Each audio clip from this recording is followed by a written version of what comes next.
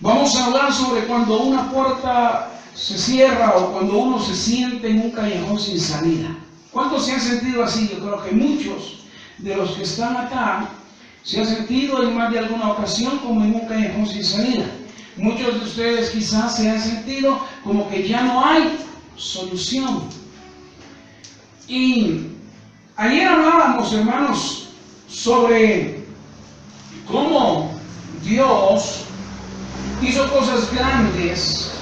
Y hablábamos, hermanos, de que es bien importante que nosotros aprendamos y entendamos que las diferentes situaciones que nosotros tomemos, las determinaciones que tomamos, van a marcar nuestra situación.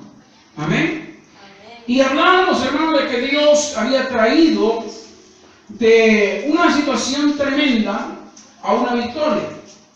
Y les decía de que la vida del cristiano muchas veces es así, de prueba en prueba, de lucha en lucha y de prueba en prueba, para que podamos crecer espiritualmente. Vamos a ir al mismo libro, el libro de Éxodo, su capítulo 17, aleluya, y su verso 8. Y el pasaje nos va a hablar sobre una guerra que ocurrió.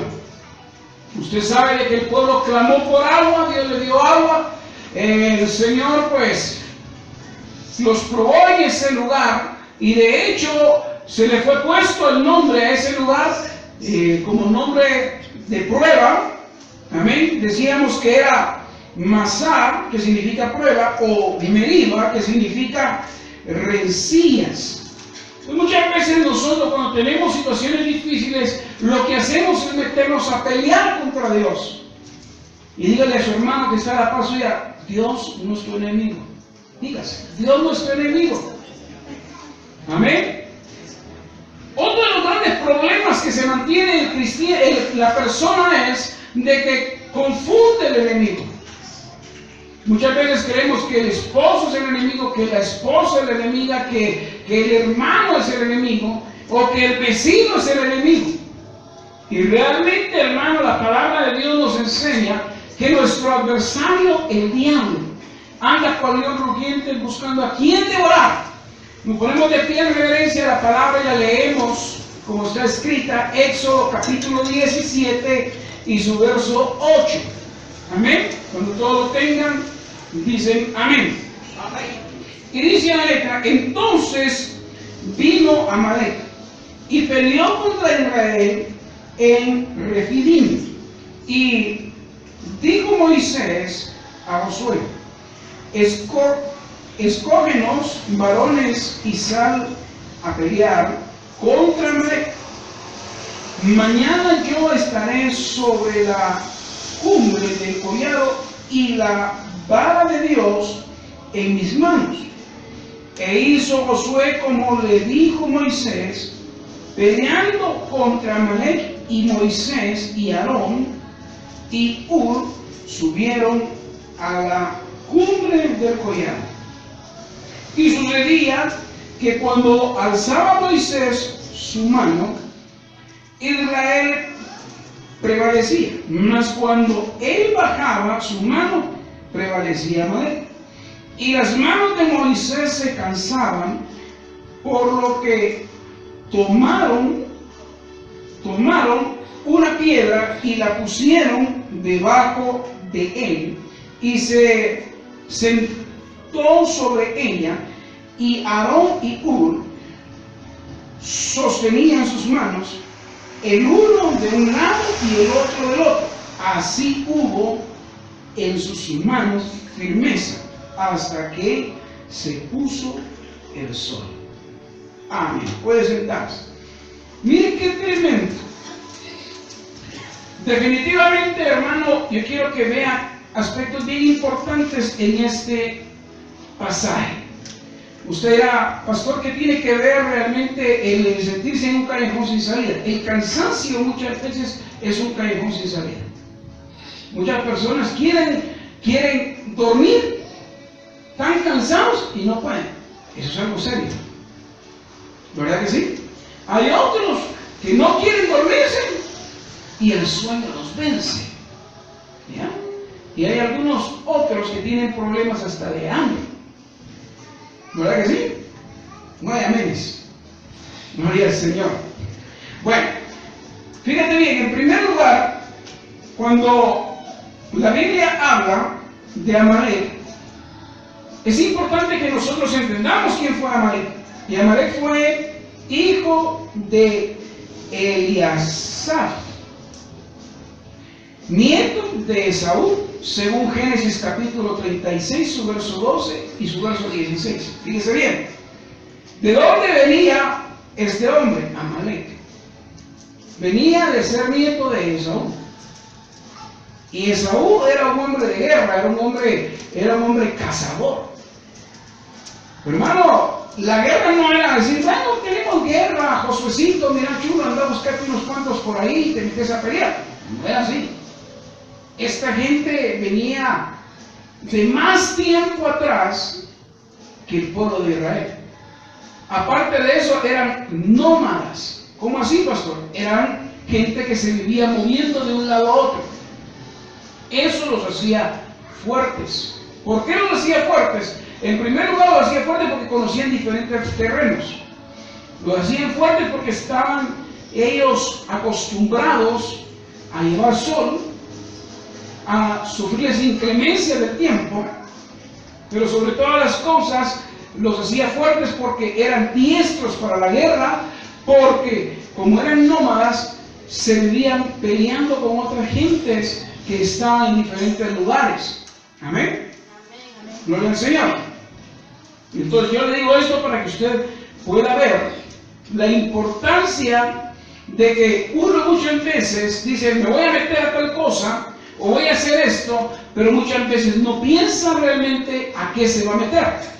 Y la Biblia nos exhorta y nos dice que es indispensable que alguien cuando se meta a hacer algo, hablemos de una construcción, cuando alguien se mete a una construcción, dice, antes de empezar la obra, dice, piensa, calcula, para que no sea burla de los demás. Porque no vaya a ser que después de andando el tiempo no pueda terminar aquella obra que empezó. ¡Qué tremendo! Entonces, es indispensable de que nosotros conozcamos al enemigo. Dígale a su hermano que está a la paciencia, tenés que conocer al enemigo. Amén. Usted se recordará que algún tiempo atrás hablábamos sobre conoce a tu enemigo. Y estábamos hablando de que es indispensable conocerlo. Les he enseñado y les he dicho que el enemigo no ataca de frente. ¿Por qué? Porque delante de nosotros, los hijos de Dios, está un poderoso gigante que se llama Cristo Jesús. Amén. Un poderoso gigante que se llama Dios, Jehová de los ejércitos. Él siempre va a tratar la manera de emboscarte, va a tratar la manera de buscar la debilidad tuya para poder atacarte. Acuérdese que la palabra de Dios demarca que cuando Jesús, después de que fue bautizado, dice que fue llevado por el Espíritu, ¿ya? Al desierto, y ayunó durante 40 días y 40 noches, ¿verdad que sí? Pero Satanás llegó justo en el momento que tenía que hambre. Y le digo, si eres el Hijo de Dios, haz que esas piedras se conviertan en pan. O sea, Satanás sabía que Jesús tenía hambre. Como no pudo vencerlo cuando le dijo, la respuesta de Jesús fue, no solo de pan vivirá el hombre, sino de toda palabra que sale de la boca de Dios. Yo quiero que vea esto que es bien importante. Muchas veces nos alimentamos bastante nosotros físicamente, pero espiritualmente casi no. Y esos son los grandes problemas.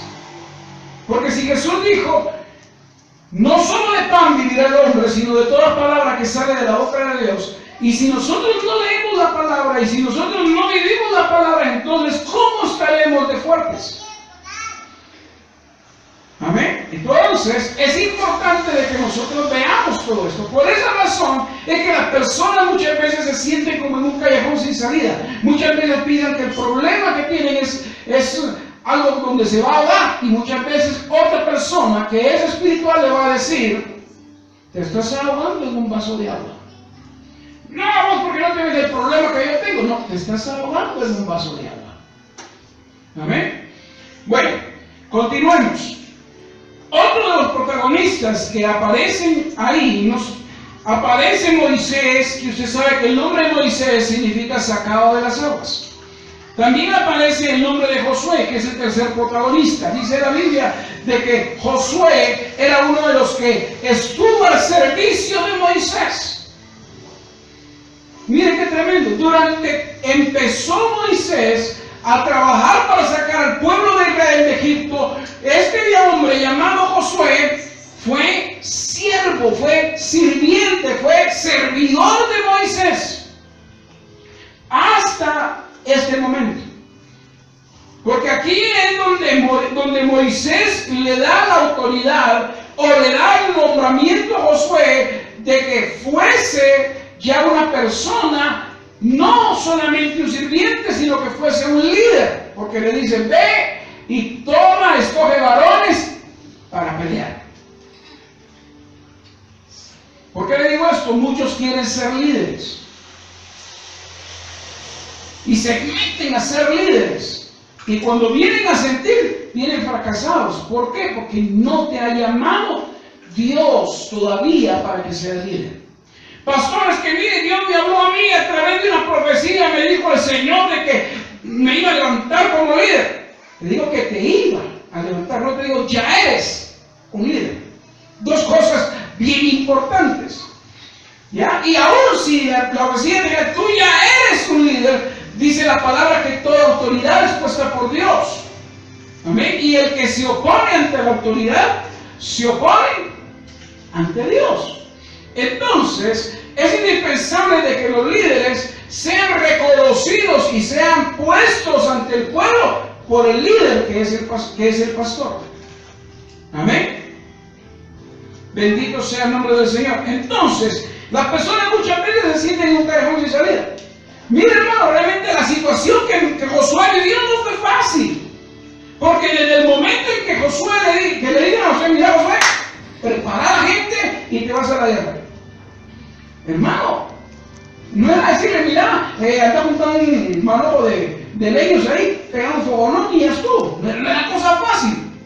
En primer lugar, la gente ya había oído de los de Amalek. Ya los habían oído. Ya sabían quiénes eran. Sabían que era gente mala. Pero dígale a su hermano que está a la par suya, pero es más poderoso el que está conmigo que el que está en contra. ¿Le puede dar un aplauso al Señor por eso? ¡Es más grande el que está con nosotros que el que está en contra!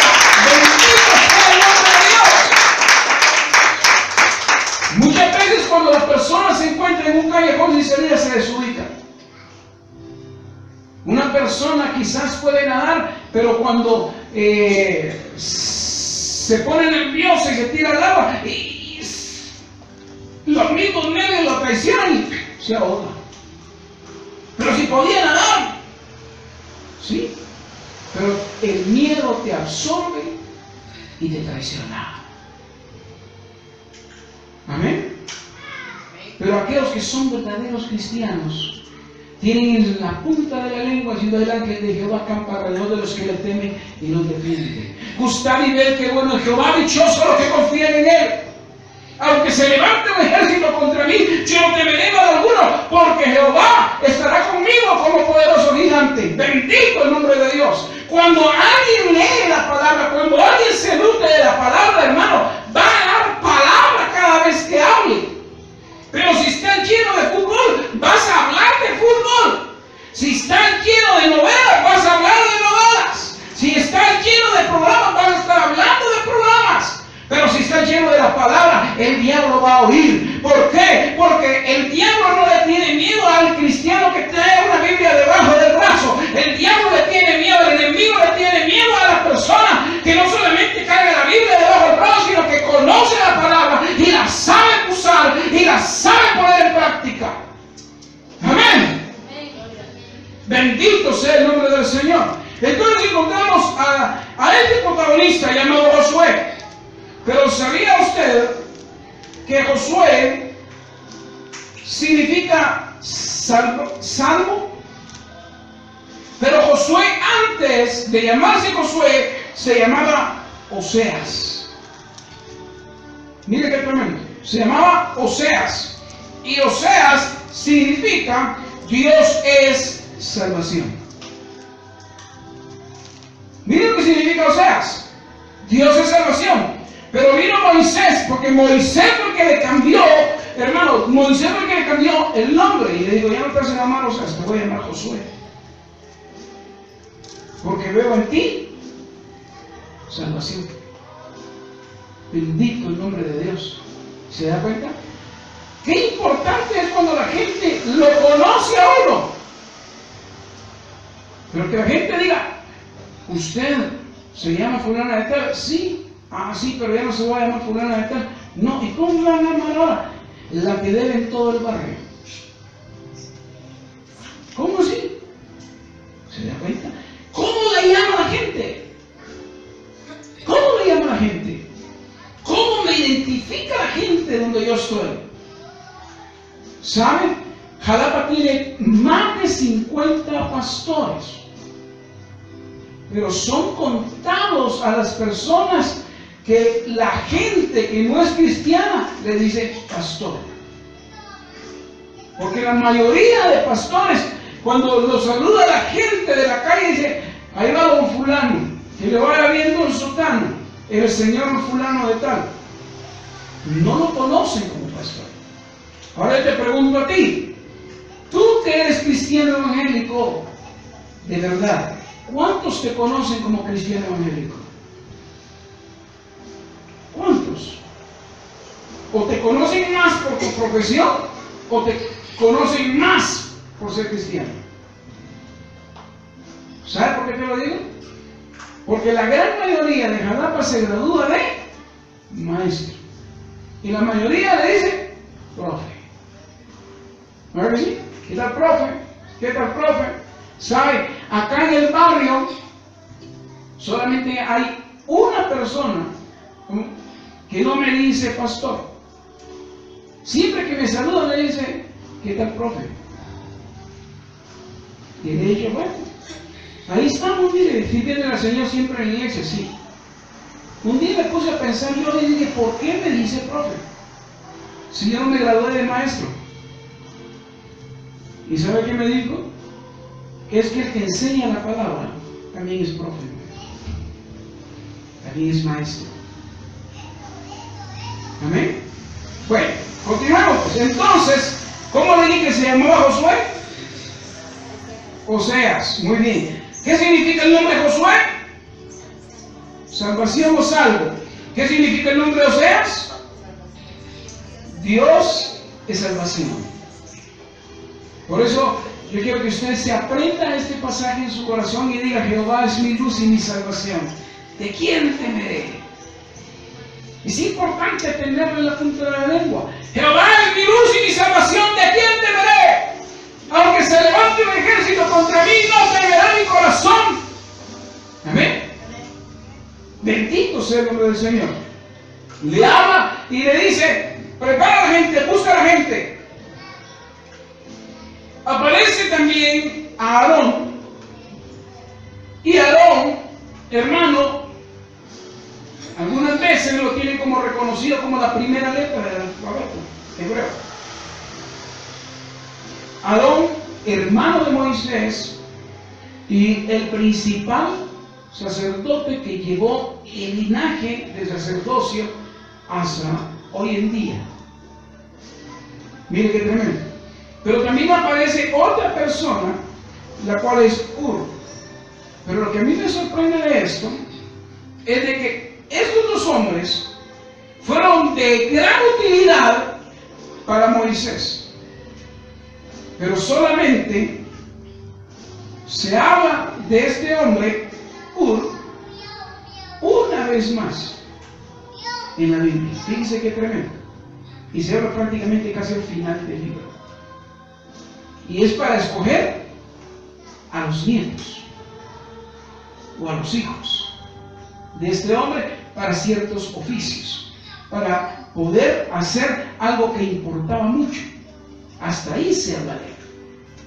Entonces, aunque la guerra sea difícil, si tú eres honesto, si tú eres recto, si tú esperas en Dios, la gente cuando vaya a hacer negocios con tus hijos, vaya a hacer negocio con tus nietos, va a decir, ¿vos sos hijo de fulano? Sí. ¿Vos sos nieto de fulano? Sí.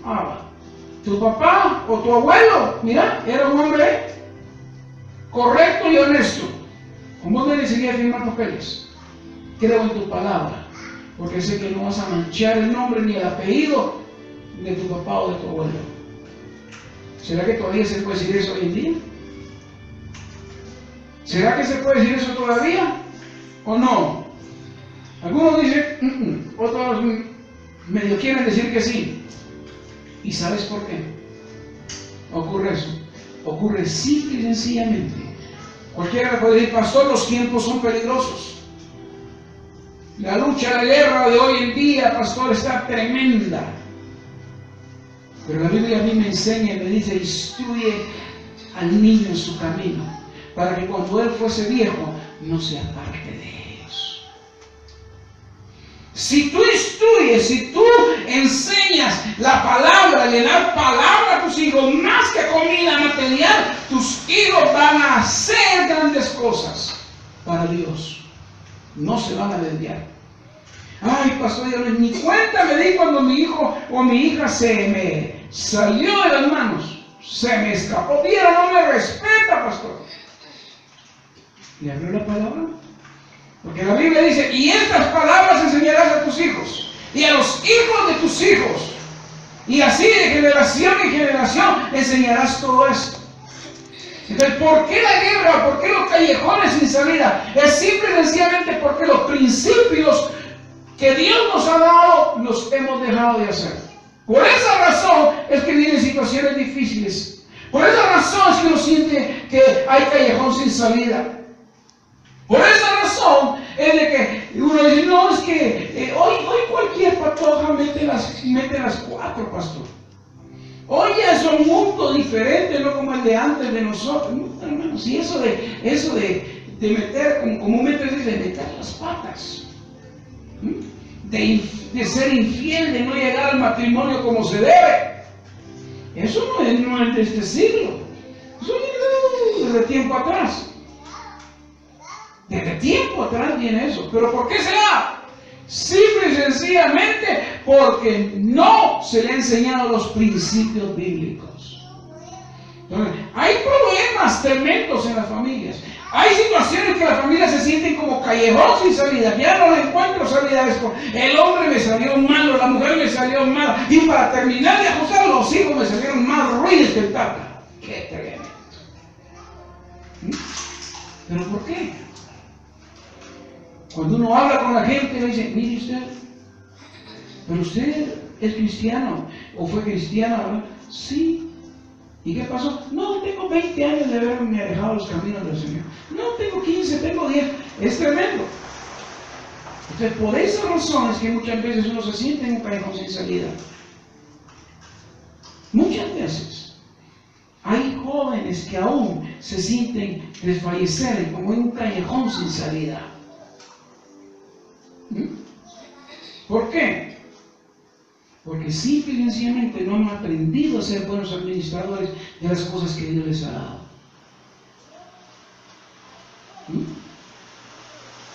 Si yo le dijera a usted, tengo este vaso limpio, y por ahí sonó uno que cayó al piso, ¿no? Tengo este vaso limpio y tengo ese que ya rodó en el piso. ¿Saber cuántas cosas pasaron por ahí, verdad? Si yo le dijera, no sé cuál quiere, ¿cuál me diría? ¿Verdad? Oiga bien, señorita, oiga bien, joven. Este vaso es el que ya rodó por muchos. Ya muchos pasaron por él. Cuando viene alguien y le dice, ¿y cuánto no llega? Ay, Dios, 15, 20. Tantos fracasos. Cuando vengas a quererte casar, ¿qué vas a decir? No, hombre, si por ahí ya pasó todo el barrio Llano Grande. Y después, ¿por qué es que no me caso? ¿por qué pasa esto? ¿Por qué pasa aquello? Pero este limpio, todo el mundo lo codicia. Entonces, es indispensable que te mantengas limpio para el Señor. Uno mismo se mete a un callejón sin salida. Uno mismo se mete al callejón sin salida. Pero mire que Dios es tan lindo y tan hermoso que a pesar de que si nos metemos en callejón sin salida, Él es el único que tiene la capacidad de cumplir todo. Se empezó a abrir el mar. Amén. Y todos pasaron en seco. Pero ¿cómo andamos nosotros? ¿Qué ejemplo estamos tomando?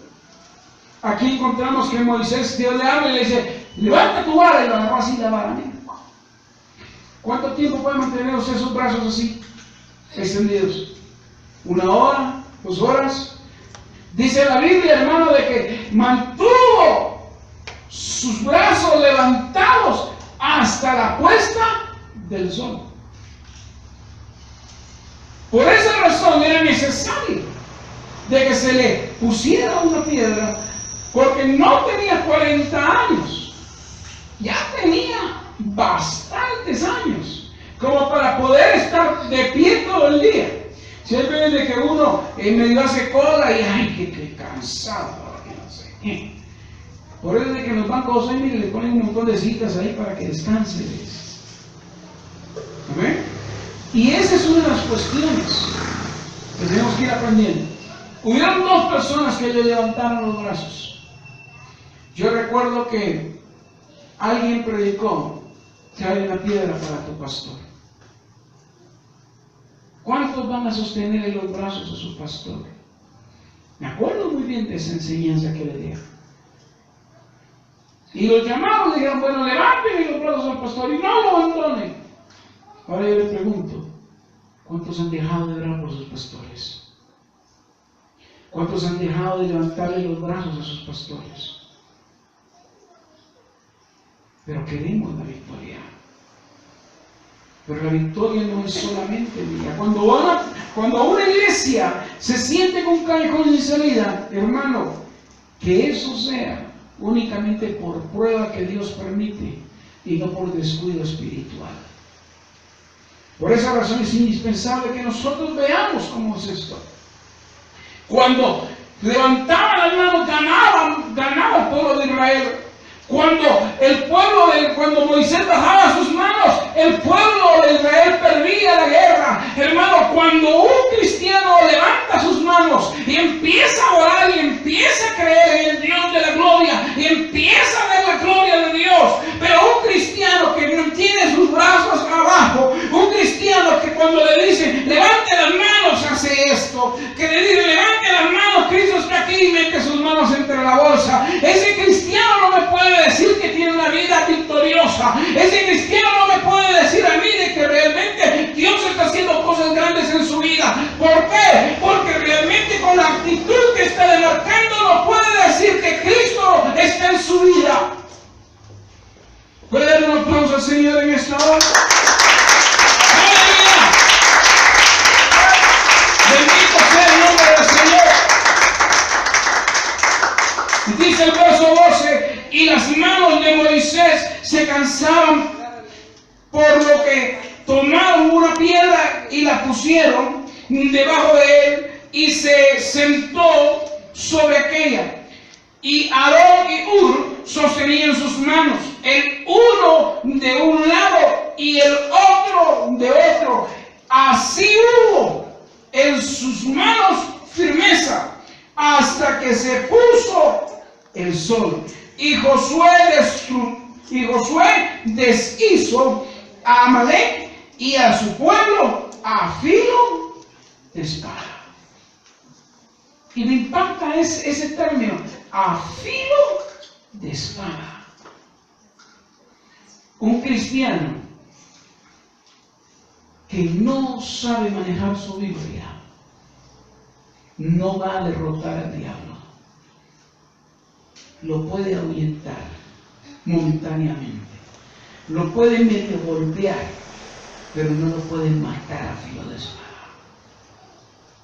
aquel cristiano que empieza, hermano, y uno le dice, busque tal libro, y dice, híjole, y aquí me la pusieron en inglés, y este libro, ¿dónde está? Y empieza, y hace la pata. Pastor, mi Biblia no tiene ese libro, dice. Y no es porque no lo, y tiene razón muchas veces, que no encuentra el libro. ¿Sabe por qué? Porque muchas veces el cristiano, hermano, carga unos pedazos de Biblia que hasta los libros le hacen falta. Por eso no los haya. Y como carga pedazos de Biblia, no sabe ni siquiera qué libro le falta. Pero no vaya a ser una buena loción, un buen par de zapatos, porque ahí sí, de marca y de los mejores. Dígale a su hermano que está en la pastora, hay hermanos que tienen amillado el machete. No carga Biblia, carga machete y amillado, hermano. Qué tremendo, ¿no? ¿Sabe? Hoy muchos cargan en su celular, cargan la Biblia. Y bueno que la cambien. Pero mire, yo estoy utilizando esto y pues estoy utilizando esto. Como digo, ¿y si se va la luz?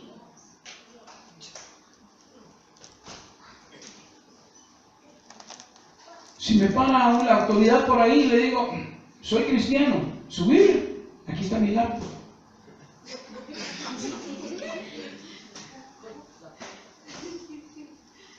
Pero si le digo, soy pastor, se le nota. O avisa usted a pastores con Biblias de bolsillo.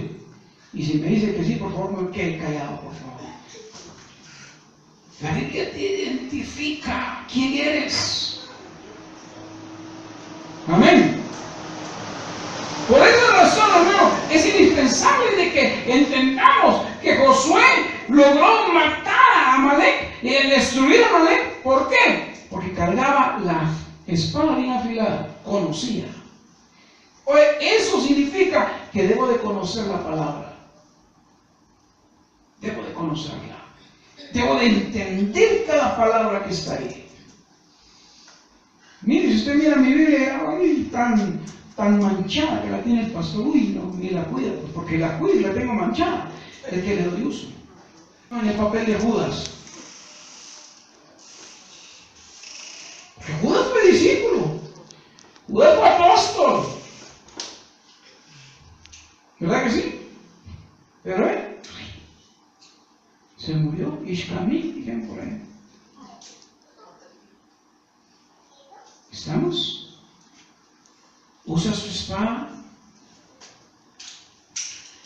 Para ir terminando, algo que me impacta demasiado, vea el 14 que dice, y Jehová dijo a Moisés, escribe esto para memoria en un libro, y di a Josué que raere del todo la memoria de Amalek de debajo del cielo. En otras palabras, si por ahí sale un amalecita, mátenlo. ¿Qué significa entonces Amalek? Maldad, despiadado, sin misericordia. Pero hay gente que le tiene misericordia al diablo. Pero el diablo no te va a tener misericordia a ti. Hay gente que trata de vivir lo más cerca del pecado. Y debes de tratar de vivir lo más alejado del pecado. Hay gente que le pregunta, bueno, pastor, ¿y tal cosa es pecado?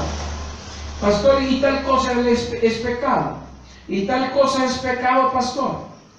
Si uno le dice que no, hermano, si yo le digo que no, a todo lo que usted me pregunte, si es pecado o no es pecado, al rato lo van a decir, bueno, ¿y esta es iglesia evangélica o es una reunión del mundo? Se fue el gozo. El cristiano se debe distinguir. Amén. La Biblia dice, mi amado es distinguido entre 10,000. Imagínense, entre 10,000, mi amado es reconocido. Jesús pasa, hermano. Yo no sé si me lo va a creer, pero se lo voy a decir. Donde he pastoreado, Dios me pasa revisión. Y ¿sabe qué es lo más tremendo? Paulita, cuando era una niña, estábamos pastoreando en una de las iglesias y dice que se levantó a tomar agua. Y cuando Paulita dice que sintió que alguien estaba reclinado en la silla y en el escritorio de su papá, donde su papá estudia. Y ahí estaba reclinado y solo veía que. Pero era tanto el sueño de una niña que ni cuenta se había estado la luz encendida. Se fue, agarró y dijo, papá, ¿por qué estás quedando esta noche? Yo. Y ese día no me había levantado, no me había quedado de noche estudiando. Y yo, sí, es que yo vi a una persona que estaba ahí estudiando y yo vi que estaba pasando las hojas de la Biblia. Qué tremendo. Acá, hace unos días atrás, me preguntó lo mismo. Papá, ¿estás estudiando de noche ahí abajo? ¿Por qué, veo? Porque lo mismo oí cómo estaban cambiando las hojas y estaban moviendo hojas, como si estuvieran revisando algo.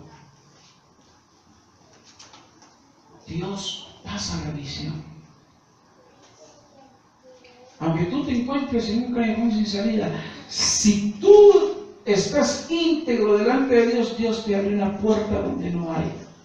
Pero si tú no estás íntegro delante de Dios, entonces vas a decir, Señor, todavía no estás preparado para que te abra esa puerta. Por esas razones que muchos sienten como que estuvieran en un callejón sin salida, porque dicen, no encuentro trabajo, no encuentro con quién casarme, no encuentro esto, no encuentro aquello, no encuentro situación a la vida, no encuentro aquello. Y es simple y sencillamente porque no están viviendo la palabra, porque cuando uno vive la palabra, cuando uno escudriña la palabra de Dios dice, mas escudriñad las escrituras porque os parece a vosotros que en ella tenéis la vida eterna.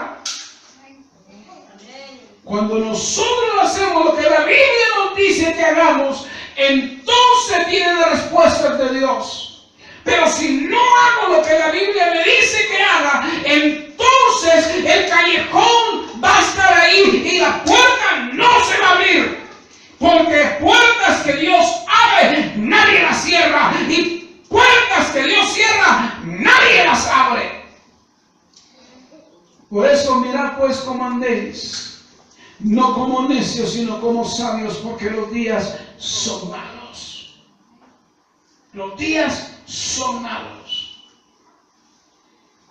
Dios le fue claro y le dijo, Josué, no vayas a dejar vivo a ninguno. Y a mí me impacta eso, porque muchas veces uno dice, pero ¿por qué es que Dios mata a los niños, mata a matar las vacas, los chuchos, todo, que no quede nada? ¿Por qué? Porque si tú dejas vivo más de alguno de ellos, o de esas cosas, hermano, te van a hacer pedazos. Una pequeña cosa mundana que dejes en tu vida puede ser un 99% cristiano, pero hay una cosa que te marca como inmundo, te marca con la mundanalidad. Esa cosa te hace pedazos. Pueden decir, el hermano tan bueno que es amoroso, el hermano aquí, el hermano allá y el hermano aquí. Lástima que es mentiroso.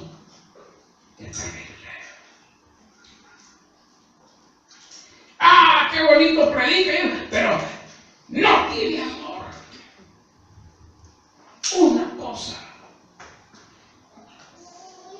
Y por esa razón, David dijo: una cosa he demandado a Jehová, y esta buscaré, que esté yo en la casa de Jehová todos los días de mi vida, para inquirir en su templo. Porque en su santo templo me refugiará en el día malo. Pero cuando tenemos días malos, muchas veces lo que hacemos es acudir al vecino, acudir al amigo, acudir al tarot, acudir a brujería, acudir a esto, porque nos gustan las cosas fáciles. Pero la Biblia dice: si mi pueblo se humillare, ante el cual mi nombre es invocado, y orare, y se apartare de todo lo malo, entonces vendré yo, perdonaré sus pecados y sanaré la tierra.